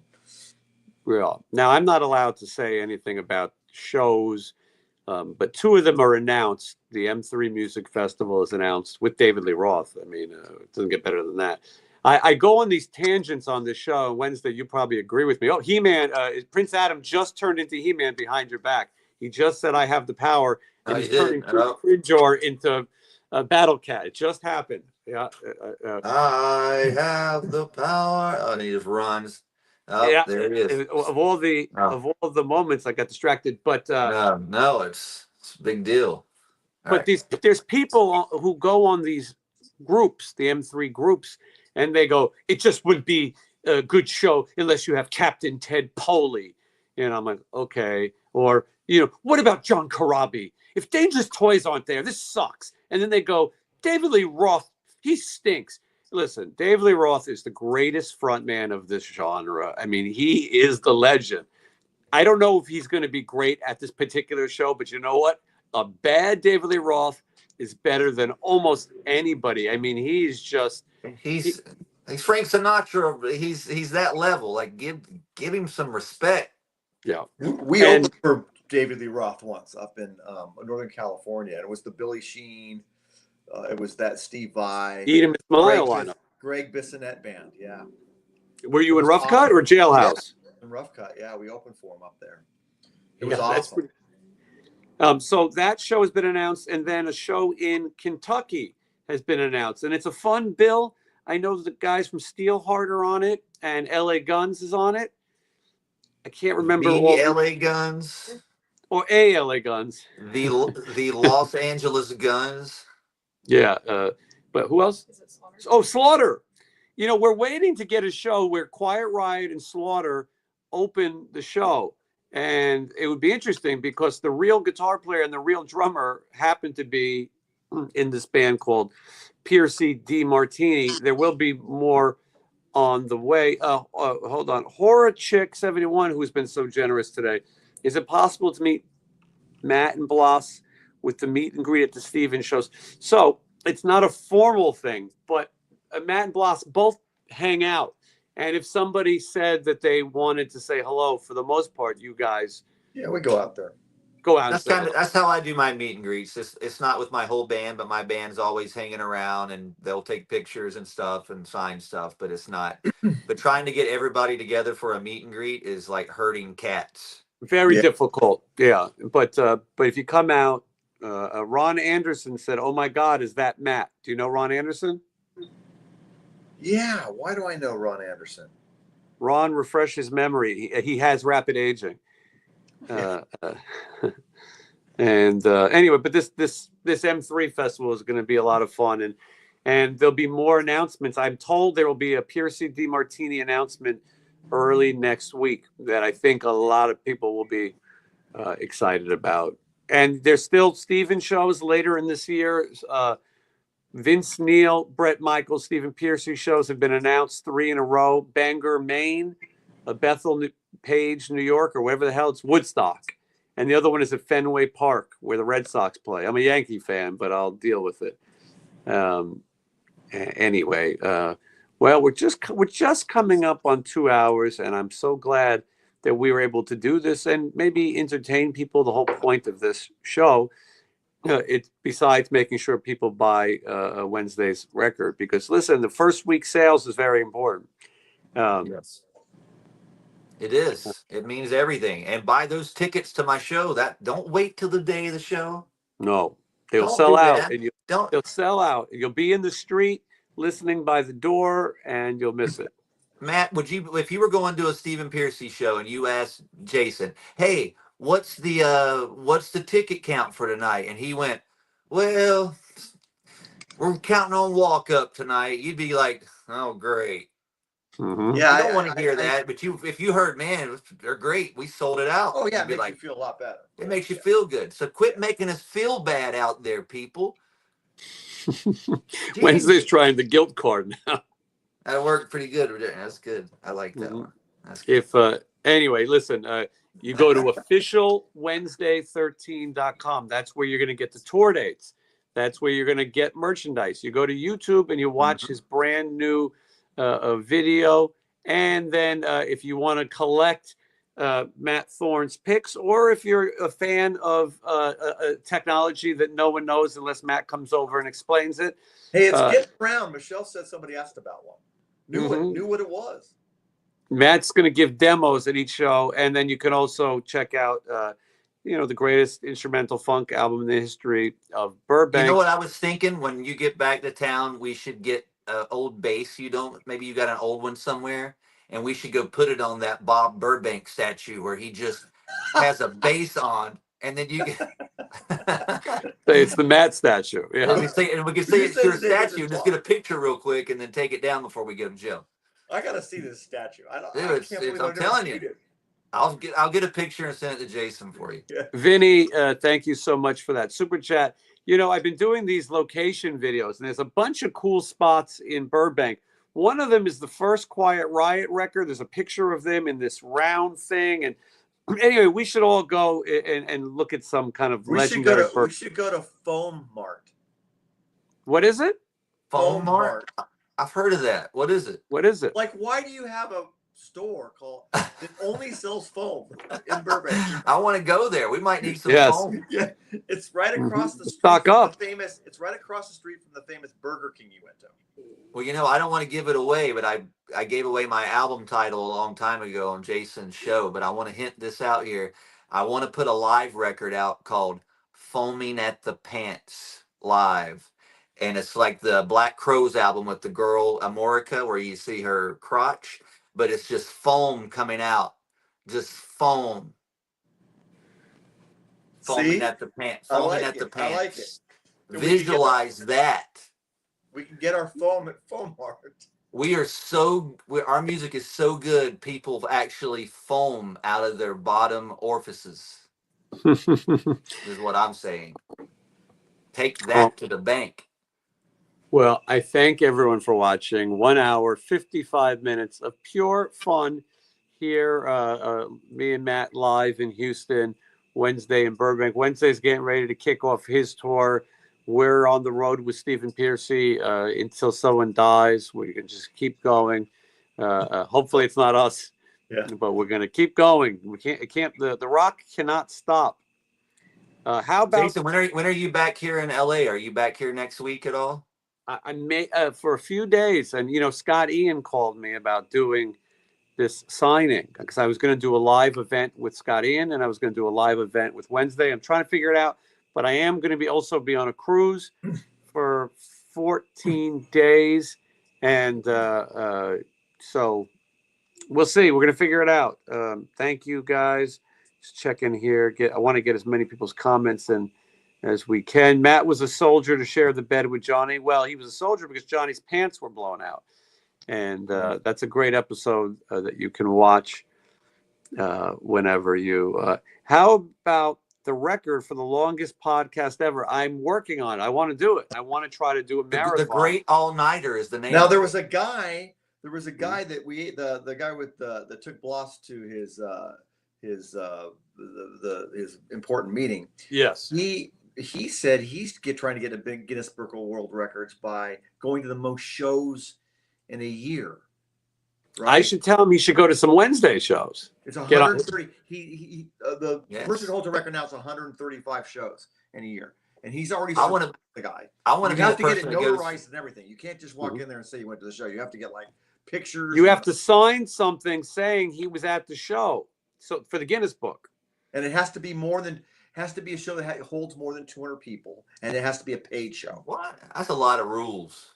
Yeah, but that's what he's going for. He's already surpassed the 135 mark. I think he should try foaming at the pants. that would be a Guinness Book of World Records. Someone said that's better than slippery when wet, and I agree. California Dreaming. She will be seeing... Matt, California Dreaming. You and I have both signed her breast at some point or another, although I think now that she had a shirt on. Now I think it's frowned upon. God forbid later tonight. Isn't that Johnny's girlfriend? Well, I don't know if we want to. But no, it's not his girlfriend. It's somebody who likes him.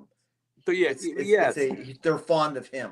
Wasn't there a show called California Dreaming that like Saved by the Bell that came on right after it? I liked it. Yes, I did too. But the only reason I shouldn't have said that is all I can see is tonight later on Instagram.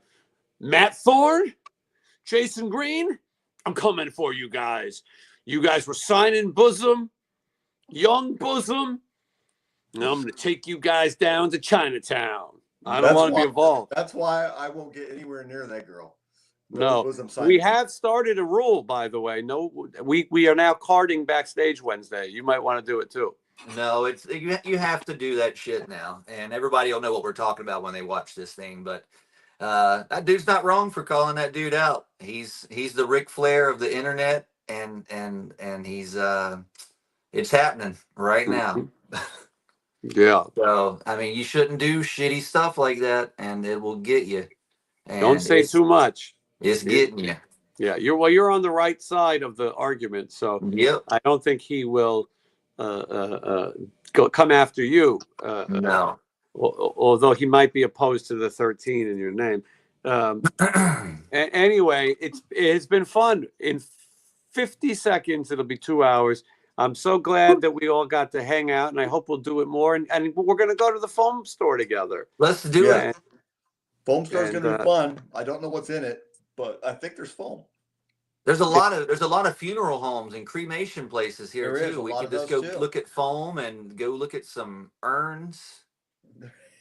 Yes. Let's go urn shopping, guys. Come on. There's a train shop too. We can go get if you're going to get a model train. I think maybe we just do a video where we tour Burbank. We'll show people Burbank's finest. And since I'm doing this series on famous homes from TV shows. All of the homes from the TV show The Wonder Years are in Burbank. So it's something else we can I think do. there's a museum in Burbank too, next to a park. Isn't there Wednesday? There's that museum next to that park. I think I know the park you're talking about, but I don't It know. looks like a White House. It's near a park. Yeah. Near where that F-15, that F-16's pointing at the sky. Yes. Yeah. Yes. All right. Well. Okay. Well, I will see you guys. Matt, I'll see you sooner than you. Time for me to go to bed. Yeah. Well, let me play us off. Here we go. Just listen.